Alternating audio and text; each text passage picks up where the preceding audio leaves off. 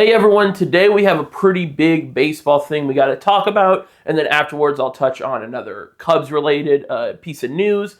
So today, the MLB, I believe it's the Umpire Association, but just the MLB, as a whole, fired Pat Hoberg, who was one of the best umpires, actually, like statistically, one of the best. He had a perfect game in the World Series where he got every call correct, which, if you know anything about modern day umpires, that's really rare. Everyone, too.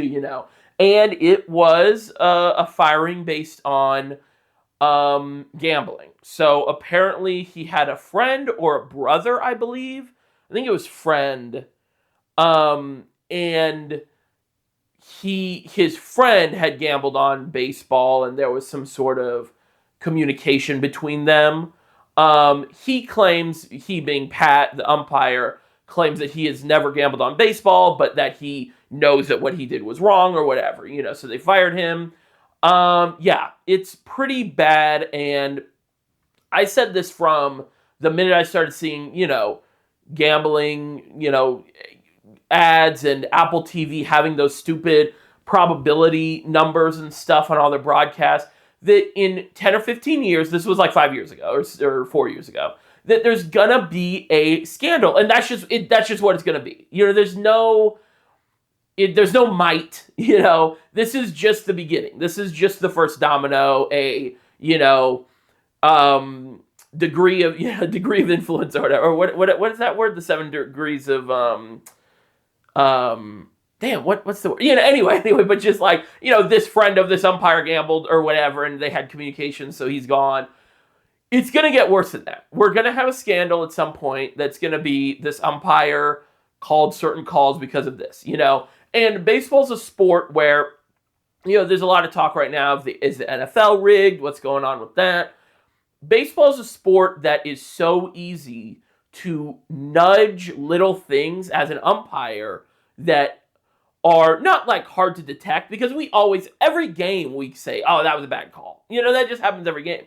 But if there's intent behind it, it's very hard to detect, without some sort of investigation or pre-knowledge that he's going to be doing this thing, Because we have games where it just seems so one-sided, the umpiring, and nothing ever happens, So when money is involved, high amounts of money, like gambling and sports betting and not StubHub. What's the big one? DraftKings. DraftKings and stuff like that.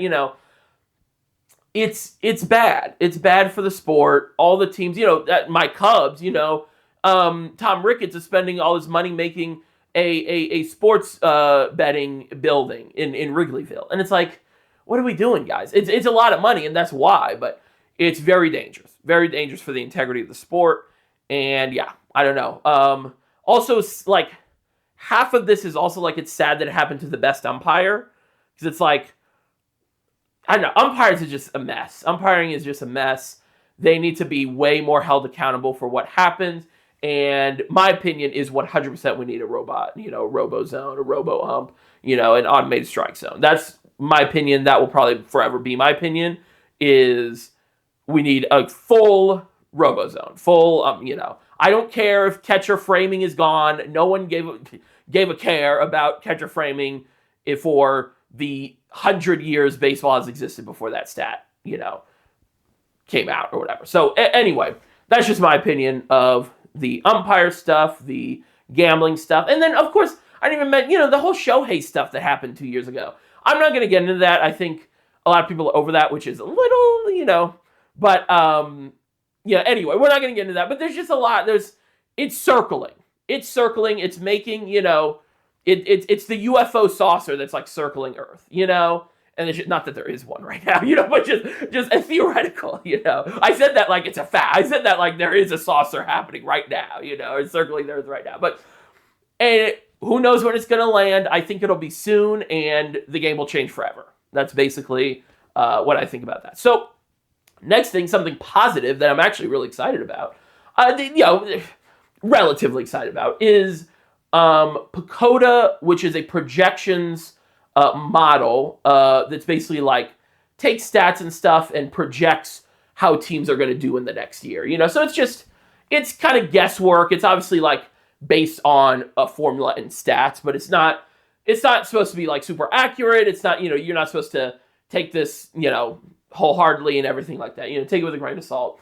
Has the Cubs winning 90 games and the third most games in the entire league.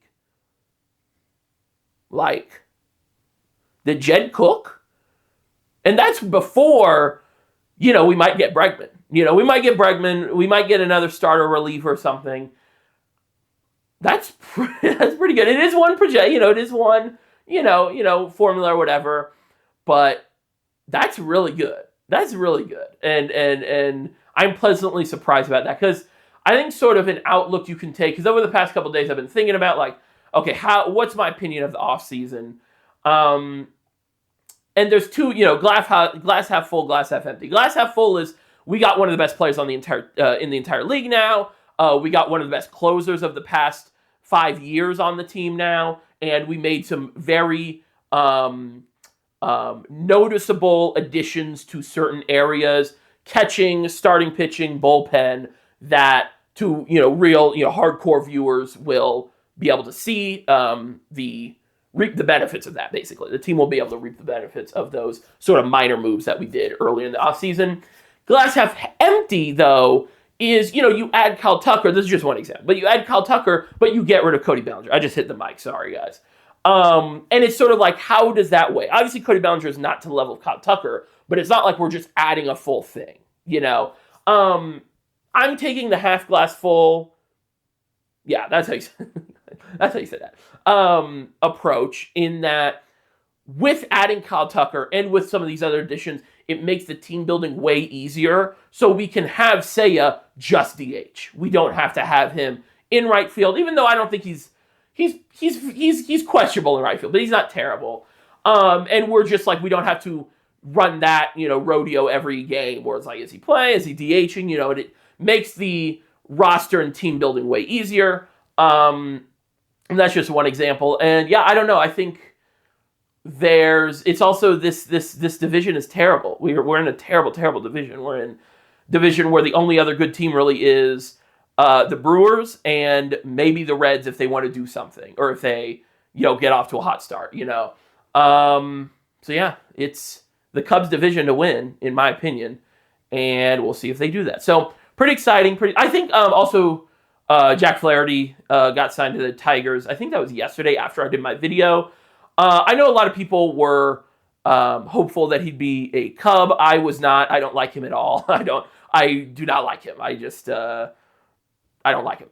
So I'm good. I'm 100% fine that they did not sign him. I think he was terrible in the postseason, and he just doesn't seem like a, I don't know. Him talking a little like Machado like that and stuff. Anyway, all right. I'll see you guys later. Sorry, Jack Flaherty fans. But let me know what you guys think about the umpiring stuff. And do you actually think the Cubs are going to win 90 games? We'll see. Bye-bye.